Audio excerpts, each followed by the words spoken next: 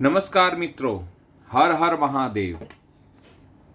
आज मैं एक नए विषय पर आप लोगों से चर्चा करने आया हूँ।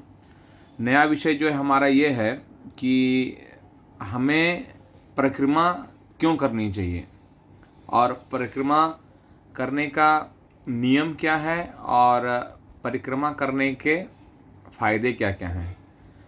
तो आइए आज हम एक नए टॉपिक पे बात करते हैं कि हमें परिक्रमा क्यों करनी चाहिए और उसके बाद हम एक टॉपिक पर और चर्चा करेंगे। तो पहले इसको आगे हम निवृत्त करते हैं कि हमें परिक्रमा क्यों करनी चाहिए।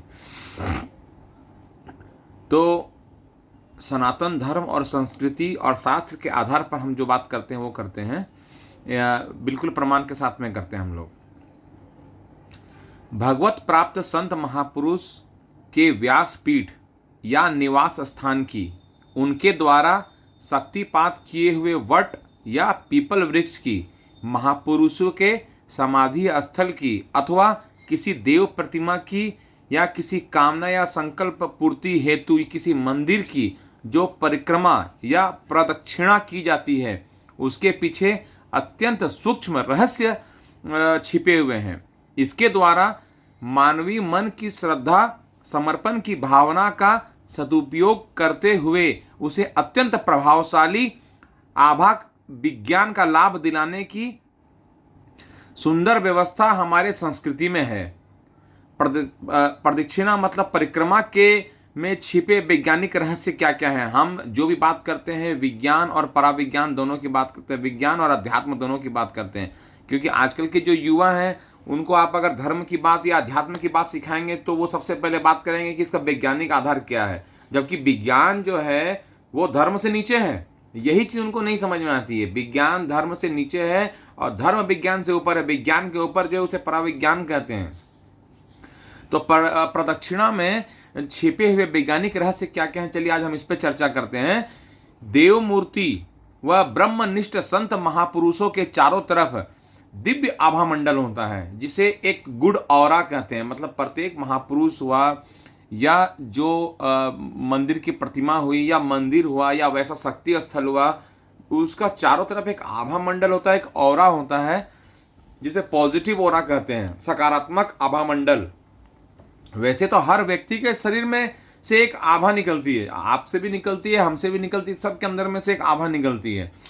किंतु ब्रह्मनिष्ठ महापुरुष का जो आभा मंडल है वो दूर दूर तक फैला होता है।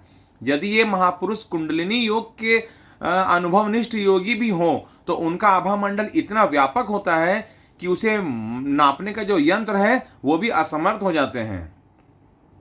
ऐसे आत्मारामी संत जो भगवान को आत्मसात करते हैं, जो भगवान की साधना में लीन रहते हैं, ऐसे संत महापुरुष जहाँ साधना करते हैं या जहाँ निवास करते हैं या उनकी जो तपस्थली है, उनकी दिव्य आभा से उनके शरीर से निकलने वाली सूक्ष्म और दिव्य तरंगों से सुस्पंदित ऊर्जा संपन्न हो जाता है उनका जो स्थल रहता है।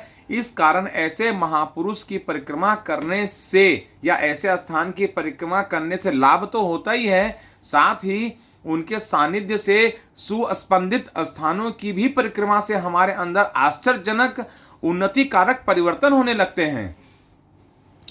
प्रदक्षिणा करना क्यों जरूरी है, इस पे भी हम चर्चा करते हैं कि प्रदक्षिणा क्यों करना जरूरी है। तो देखिए, प्रदक्षिणा जो है वो दो शब्दों के मेल से बना हुआ है, मतलब प्र और दक्षिणा।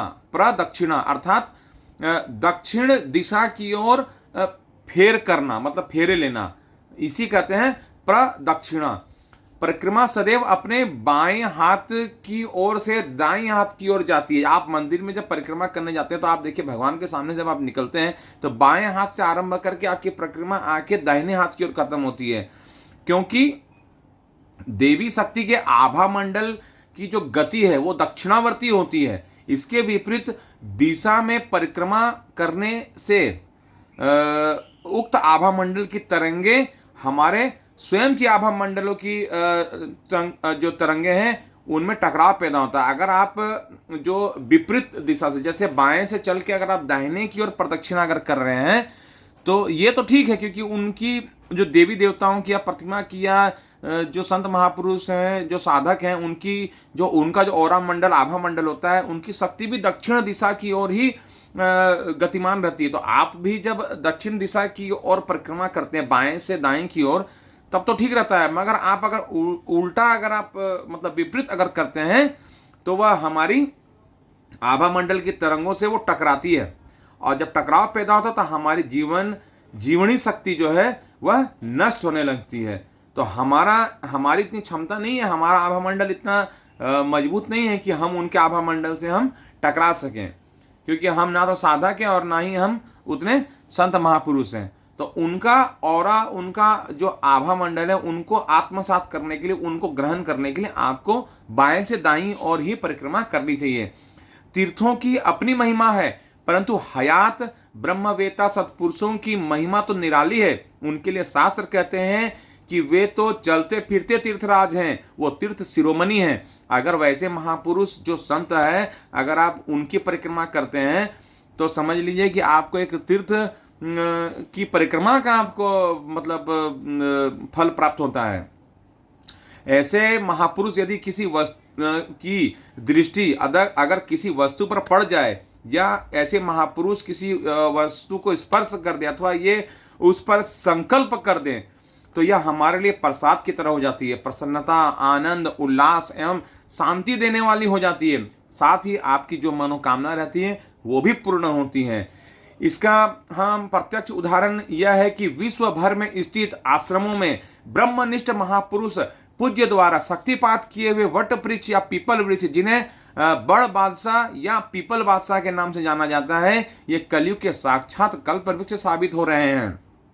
बहुत सारे ऐसे वृक्ष हैं जहाँ पर ऋषि मुनि बैठकर तपस्या करते हैं, क्योंकि वो वृक्ष 400-400, 500-500 साल पुराना होता है। आप देखिएगा जो बड़े साधक होते हैं वो पीपल के नीचे या बड़ के नीचे या कल्प वृक्ष के नीचे या ऐसे वृक्ष के नीचे बैठ के साधना करते हैं, जहाँ से गुड ऑरा आता है, मतलब आभा मंडल उनका बहुत सकारात्मक रहता है। ये कलयुग के साक्षात कल्प वृक्ष साबित हो जाते हैं। इनकी श्रद्धा पूर्वक मात्र से 7 प्रदक्षिणा करने से लाखों लोगों ने अनगिनत लाभ उठाए हैं। कितनों के रोग मिट गए, कितनों के दुख संताप दूर हो गए, कितनों की मनोकामनाएं पूर्ण हुई, तथा कितनों के की आध्यात्मिक उन्नति भी हुई है। जब श्रद्धालु अपना दायां अंग आराध्य देव की ओर करके एवं मन ही मन प्रदक्षिणा की संख्या व संकल्प निश्चित करके प्रदक्षिणा करता है, तो उसके शरीर, मन, बुद्धि पर इष्ट देवता की दिव्य तरंगों का विशेष प्रभाव पड़ता है। परिक्रमा के समय यदि मन से शुभ संकल्प व समर्पण भावना के साथ सर्व सिद्धि प्रदायक भगवत नाम या गुरु मंत्र का जप सुमिरन होता है, तो मन शुद्धि भी होती है और लौकिक, शारीरिक, सांसारिक और भी कई तरह के लाभ होते हैं।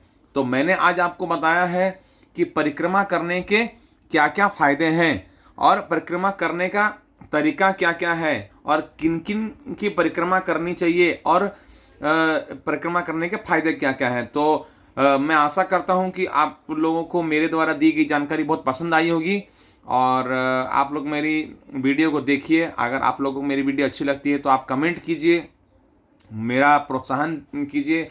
मैं आप लोगों के लिए नई नई जानकारियाँ लाता रहूँगा, आप लोग नई नई जानकारियाँ देता रहूँगा, और आप लोग मेरी जो जानकारी उसको आत्मसात कीजिए, उसको ग्रहण कीजिए और उन्नति के पथ पर आगे बढ़िए। और मेरे चैनल को ज़्यादा से ज़्यादा सब्सक्राइब कीजिए। मैं आप लोगों का सदा आभारी रहूँगा। मेरी वीडियो देखने के लिए धन्यवाद। सनातन धर्म की जय हो।